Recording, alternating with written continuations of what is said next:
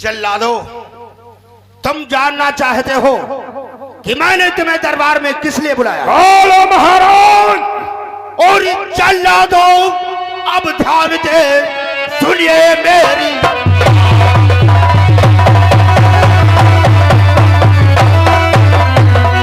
जल्लादो, अब ध्यान दे और सुनिए मेरी बात।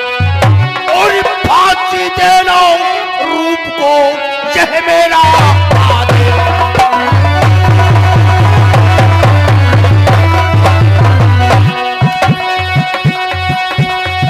फांसी देना रूप को, यह मेरा आदेश।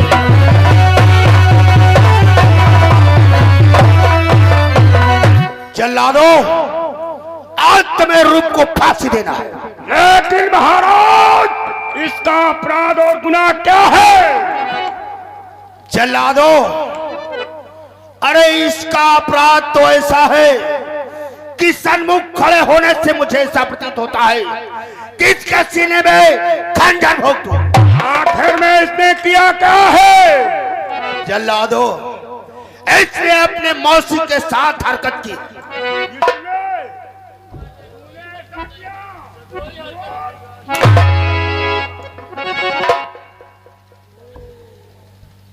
है महाराज, अगर आपका आदेश आए तो हम लोग इसे तत्काल फांसी पे चढ़ा देंगे। जल्लादो, मेरी नजरों से ओझल करो इसे। चल मेरे साथ, पकड़ो इसे।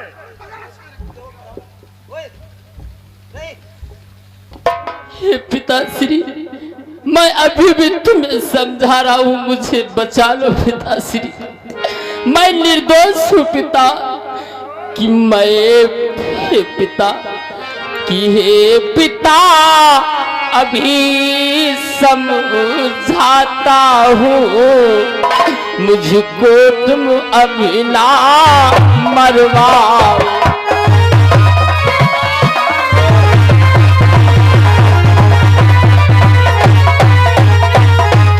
पिताश्री समझाता हूँ, मुझको तुम अब ना मरवाओ। हे बाबुले, सत्य मैं कहता हूँ, मुझको ना फांसी लगवाओ।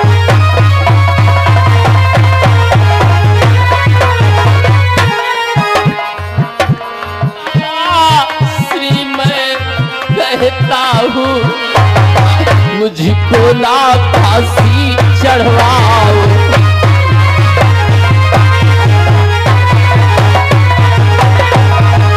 पिताश्री, अब भी मैं तुम्हें समझा रहा हूँ, मुझे बचा लो, मुझे मत मरवाओ पिताश्री, मैं निर्दोष हूँ, मुझे फांसी मत लगवाओ। सावधान! जल्लादो, इसे मेरे सम्मुख से तत्काल हटाओ और इसे फांसी दिलवा दो।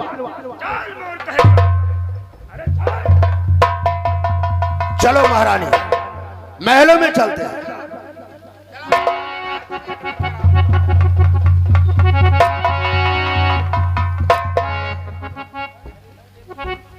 क्या रे रूप, ऐसा करते हुए तुझे लाज नहीं आई कि है रूप शीघ्र बतला दे तू, ऐसा तू जुल्म गुजारा है मौसी के साथ नीच तूने क्यों ऐसा?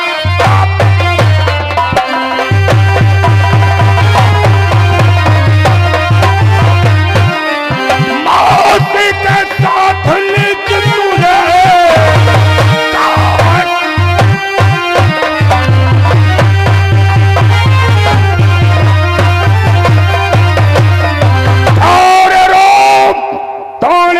समान मौसी के साथ इस प्रकार की हरकत की तुझे शर्म नहीं आई?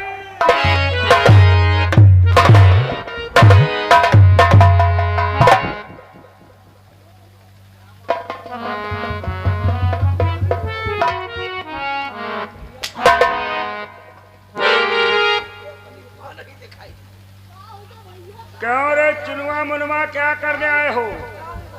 इस रोक ने बहुत बड़ा पाप कमाया, तुम चले जाओ। नहीं जाओगे?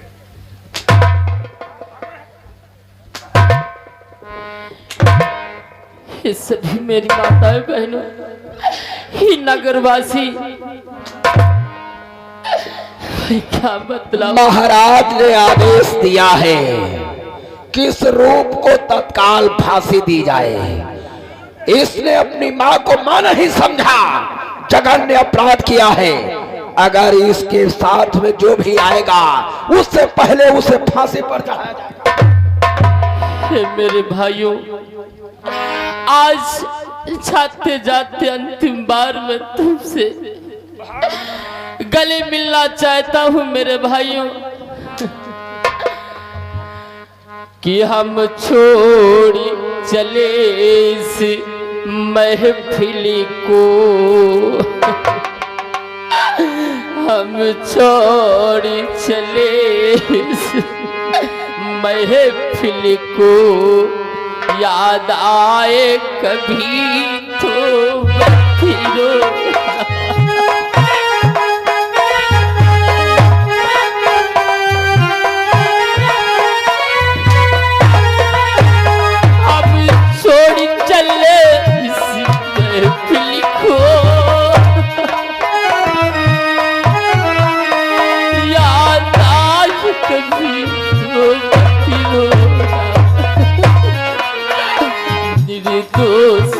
मेरा कोई दोष नहीं, ये दुनिया वालों क्या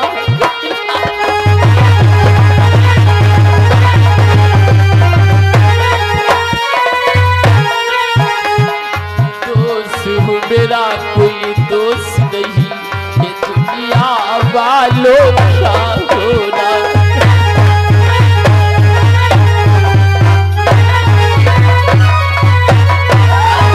एक ख्वाब सजा देखा हमने, जब आँख खुली तब टूट गया।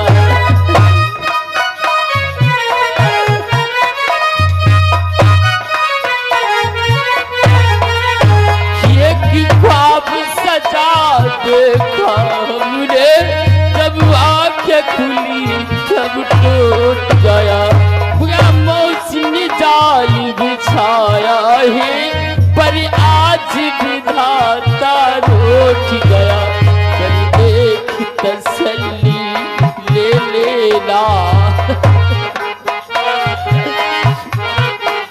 पर एक तसल्ली ले लेना, याद आए कभी तो मत रोना।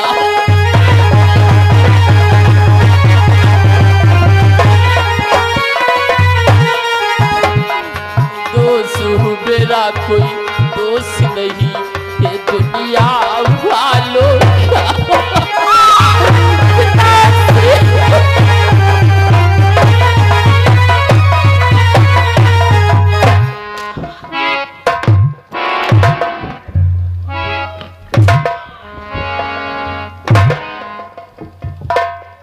उठा उठा, हमसे कोई मतलब नहीं यार, गलती की से यार।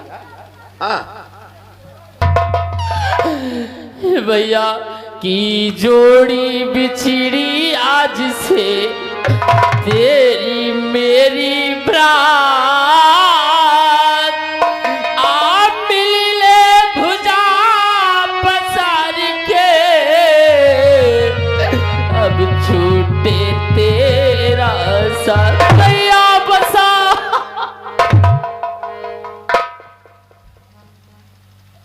भैया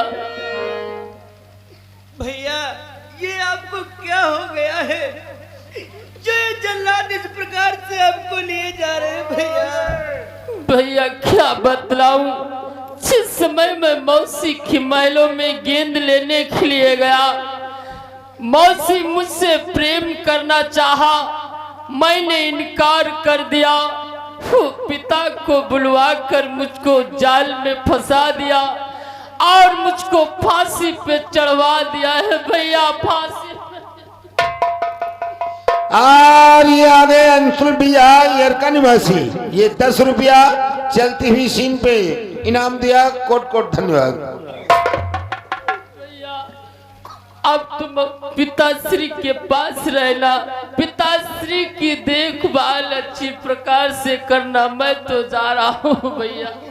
नहीं भैया, आप हमें इस प्रकार से छोड़कर नहीं जा सकते भैया।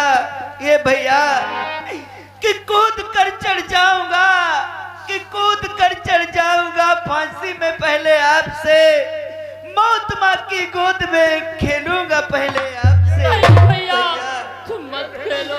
मैं आपसे पहले फांसी पर चढ़ जाऊंगा, किंतु आपको फांसी पर चढ़ने नहीं दूंगा भैया। भैया तुम छोटे हो, मेरी पिता की ख्याल करना। मुझे जाल में मौसी ने फंसा दिया, तुम पिताश्री का ख्याल रखना भैया। नहीं भैया, मैं आपको कुछ नहीं होने दूंगा भैया। कि वो भाई भाई क्या, कि वो भाई भाई क्या, जो भाई का हमदम नहीं। भाई की राह में गर्दन कटे तो भी कोई गम नहीं। यदि भैया आपकी राह में हमारी गर्दन कट जाए तो हमें कोई गम नहीं। मैं आपको कुछ नहीं होने दूंगा भैया। भैया ऐसा मत कहो। अब जाते जाते मेरे चाचा श्री भी नहीं मिल पाए हैं भैया। भैया यदि आप चाचा श्री से मिलना चाहते हैं तो चलो, हम अतिशीघ्र चाचा श्री से मिल करके तभी आपको जाने देंगे भैया। कहाँ जा रहे हो? चाल इधर। जल्लाद भैया,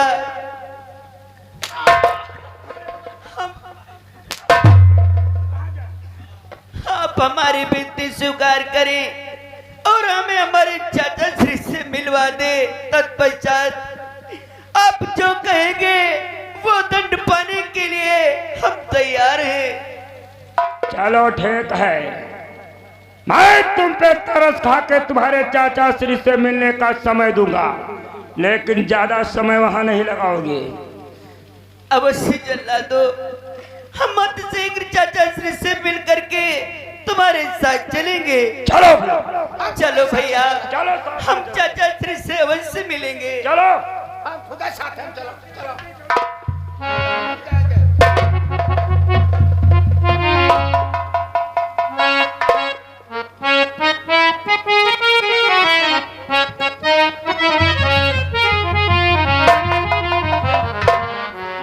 ये क्या हुआ बेटा? रो बसंत,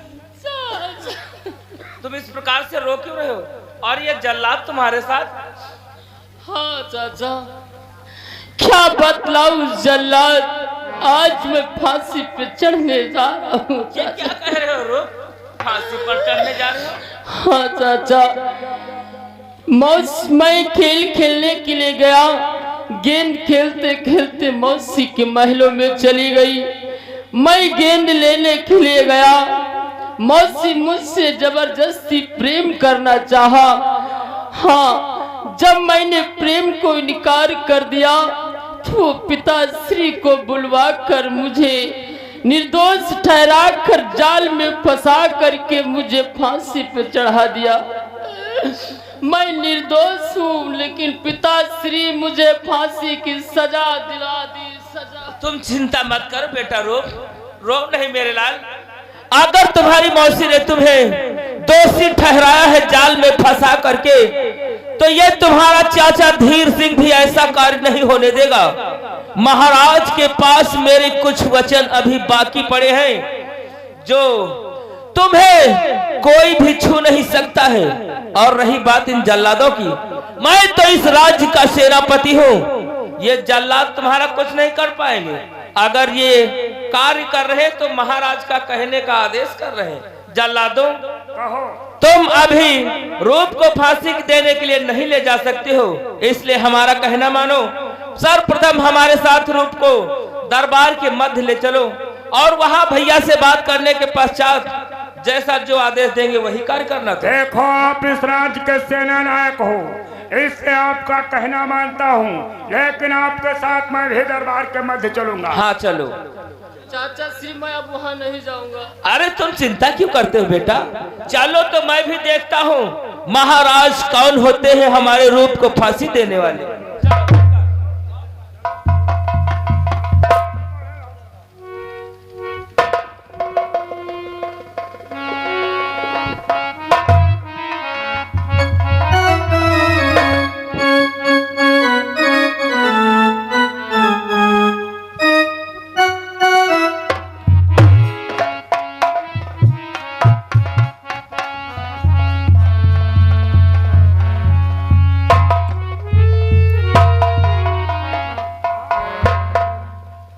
महाराज की जय हो। महाराज के चरण कमलों में धीर सिंह का प्रणाम स्वीकार करें। सदा सुखी रहो धीर से। महाराज ये मैं क्या देख रहा हूँ, आपने बेटा रूप को फांसी का हुक्म सुनाया, ये क्या हो रहा है महाराज? अरे धीर सिंह, तुम इसे नहीं जानते। इसने वो हरकत की है। हाँ, क्या आप भी मानते हैं कि रूप दोषी है? किंतु मैं नहीं मानता हूं भैया। हे महाराज कि यदि हो कुंवर का दोष कोई तो सूली से मुझे चढ़ा देना, तो सूली से मुझे चढ़ा देना। मैं वचन आपको देता हूँ, जो चाहे मुझे सजा देना।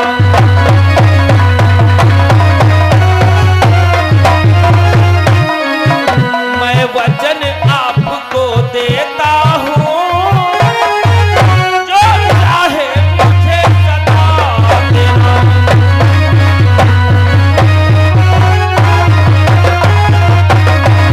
मैं नहीं मानता हूँ कि रूप दोषी है।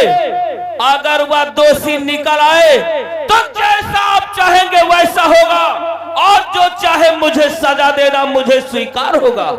आप किस बात पर रूप को दोषी ठहरा रहे हैं महाराज? क्या सबूत है आपके पास? आखिर कौन गवाह है आपके पास? धीर सिंह, मेरे पास सबूत इसका फेंटा और कटार है। क्या? हाँ, फेंटा और कटार?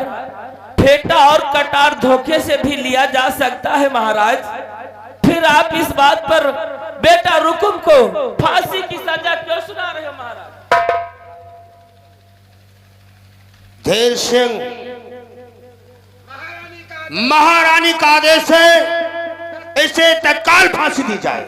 क्या महारानी के आदेश पर ये कार्य कर रहे हो महाराज? उन्होंने जैसा कहा तुमने यकीन कर लिया। हे महाराज, नारी के चक्कर में पड़ करके ये अनुचित कार्य कर रहे हैं महाराज। शायद आप नहीं जानते हैं, नारी के चक्कर में पड़कर बाली की जान गई, और नारी के ही चक्कर में दशरथ ने अपने त्यागे प्राण। नारी ही के चक्कर में जान गई दशकंधर की, नारी के ही कारण सकल नारद की बन गई थी बंदर की। इसलिए महाराज आप एक नारी के मोह में पड़ करके बहुत ही अनुचित कार्य कर रहे हैं। और रही बात नई महारानी की, तो हे महाराज कि वो नारी नहीं नौरंगी है, नौरंगी नहीं सौरंगी है। यदि ढके तो सारे कुल को ढक दे, वरना नंगी की नंगी है।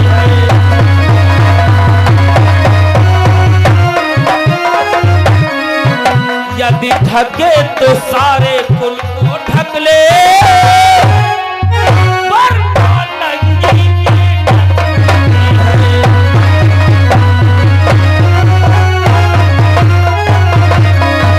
महाराज, उस नारी पर आप विश्वास करते हो? वो नई महारानी तो मुझे जो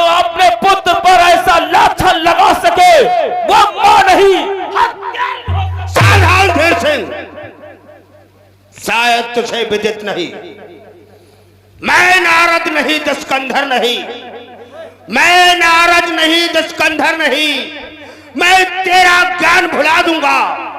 मैं हूं राजा चंद्रसेन, मैं तुझको मजा चखा दूंगा। तो आप मुझे भी मजा चखा देंगे? आप हमारा कहना नहीं मानेंगे? रुकुम को जो फांसी का हुक्म दिया है उसे आप नहीं डालेंगे महाराज? नहीं। तो महाराज मैं आपको कुछ याद दिलाता हूँ। आपने जब दूसरा विवाह करने की सोची थी, मैंने आपसे 3 वचन मांगे थे। प्रथम वचन में मांगा था कि आप अगर रूप और बसंत कोई अपराध करते हैं तो उन्हें कोई दंड नहीं देंगे और उन पर आपका कोई अधिकार नहीं होगा। तीसरे वचन में मांगा था अगर कोई दंडनीय अपराध करते हैं जो मृत्यु के समान है, वो दंड उन्हें न देकर हमें दिया जाएगा। अगर आप बेटा रूप को फांसी की सजा सुना चुके हैं और इसे फांसी की सजा देना चाहते हैं तो आप मुझे दे दीजिए महाराज, मुझे।